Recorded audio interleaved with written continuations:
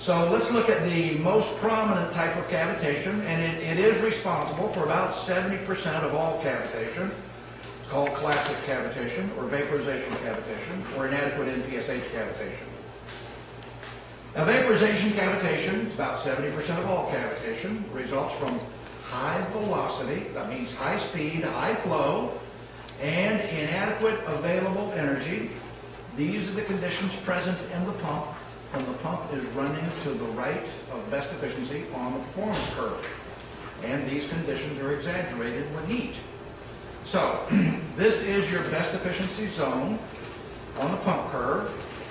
We take even the smallest impeller, then this is the best efficiency for the smallest impeller. Although it's not stellar efficiency, it's only 50%. On this line right here, 50%. But it is the best efficiency if you put a 6-inch impeller inside of a 10-inch housing. Now, if we're running with the largest impeller, then we take the very best efficiency and the second or third efficiency arc. So we're calling this the best efficiency here, and then we're certainly within the primary arc of efficiency down here at the bottom end. So for whatever impeller you might be running, this would be, let's say you're running the 8-inch right in here, then that would be for that flow at that head. You're running the 10-inch, it'd be for that flow at that head. So this is your best efficiency zone, and then allowing the pump to run out here is the classic cavitation zone.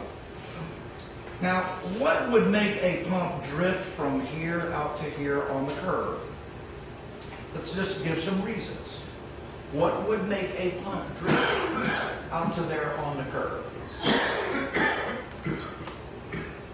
Give me a practical cause or reason or factor that might happen every day. Trying to load the rail car faster than was designed for. Now, we've got a big order from a really good customer who has already paid us, and they're saying, get me that order right now. It's got to leave the plant today. So the process engineer says to the operators, open those valves wide open and run those pumps out on the curb, because instead of filling that pump at 600 gallons, instead of filling that tank car at 600 gallons a minute, we're going to fill that tank car at 850 gallons a minute.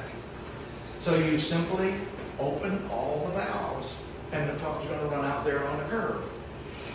What else might cause the pump to run out there on the curve?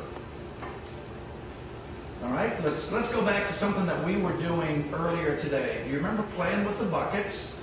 That often, let's say I'm going to drain this vessel and I'm going to fill this vessel. So I have an elevation differential across my system. And I must respect a certain elevation differential. If the elevation differential increases, it drags the pump back to here, and then there comes a point where if the elevation differential is too great, we actually drag the pump to shut off. What happens if somebody drains the discharge vessel way down, or somebody fills the suction vessel way up? What's happening to my elevation differential?